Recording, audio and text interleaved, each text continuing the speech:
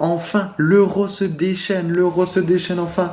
Les huitièmes de finale sont beaucoup plus intéressants que les phases de poule qui ont été longues et encore répétitives. Enfin, les huitièmes de finale nous donnent quelque chose. Hier se jouait le premier huitième de finale entre l'Angleterre et la Slovaquie. Et ben, sur le papier, l'Angleterre était plus que favori, hein, largement favori. Il devait en mettre au moins 2, 3, 4, je pense, à la Slovaquie, sur le papier, bien sûr. Mais ça ne s'est absolument pas passé comme ça, même si les Anglais tenaient le ballon. La Slovaquie a su prendre quelques contres réussis et donner un petit peu de leur jeu pour donner le ballon à leur meilleur buteur, Schranz, qui marque ici son troisième but et qui vient ouvrir le score à la 25e minute pour la Slovaquie, 1-0. Sauf que ça ne s'est pas passé comme ça. Les Anglais ont eu très très peur parce qu'ils n'arrivaient pas à revenir dans ce match. Ils butaient sur un très très bon gardien slovaque, Martin Dubravka, le gardien de Newcastle. Et une défense très solide. Ils avaient beaucoup de mal. Le but à Phil Foden a été refusé pour une position de hors-jeu. Mais derrière, ils y ont cru jusqu'au bout, les Anglais. Et à la 96e minute, 90 plus 6 de temps additionnel, la longue touche de Kyle Walker déviée au premier poteau par Marc Guéhi et au second poteau retourné acrobatique, au point de pénalty, retourné acrobatique de Jude Bellingham littéralement pour égaliser à la 96e minute. Les Anglais ont donc réussi à arracher les prolongations contre toute attente. C'était un match complètement fou et là tout s'est relancé. Les prolongations ont débuté, même pas une minute dans les prolongations.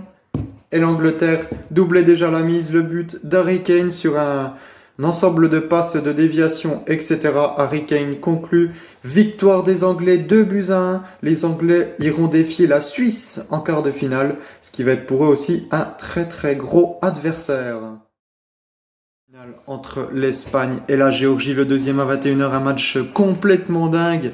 C'est incroyable que les Géorgiens soient capables de nous donner encore du spectacle face à une équipe d'Espagne qui était littéralement en totale dominance. L'équipe d'Espagne, je vous le rappelle, qui n'a perdu 0 match lors des phases de poule, 3 matchs, 3 victoires. Et dans le groupe de la mort quand même, face à la Croatie, face à l'Italie et face à l'Albanie. Ils n'ont perdu aucun match et n'ont surtout encaissé 0 but. Donc c'était le moment pour la Géorgie de casser cette coutume espagnole. En ouvrant le score, les Géorgiens ont procédé à un contre-éclair et ont réussi à ouvrir le score après seulement 18 minutes de jeu. Le centre de Kakatashvili et le ballon est contré par Robin Lenormand dans ses propres buts sous le pressing de Kvaratskhelia. C'est malheureusement dans ses propres buts pour Robin Lenormand, mais à ce moment-là du match, la Géorgie était tout feu tout flamme et menait 1-0.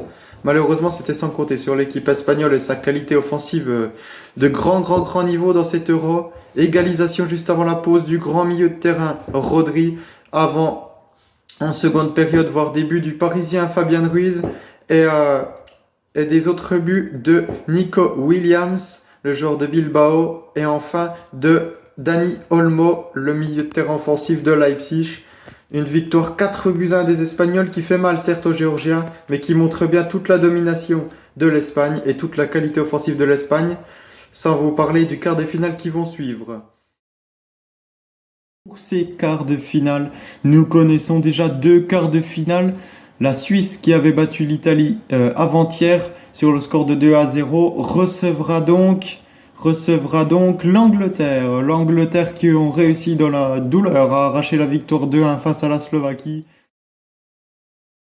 Ce deuxième quart de finale qui s'annonce, le choc littéralement entre les deux meilleures équipes du début du tournoi. Entre une équipe espagnole qui a littéralement tout gagné en phase de poule pour 0 but encaissé et 5 buts marqués, qui a réussi à mettre 4-1 à cette équipe excellente de la Géorgie, contre l'équipe d'Allemagne qui eux ont réussi presque pareil, 3 victoires, mais ça sera que 2 finalement, 2 victoires, 1 nul face à la Suisse.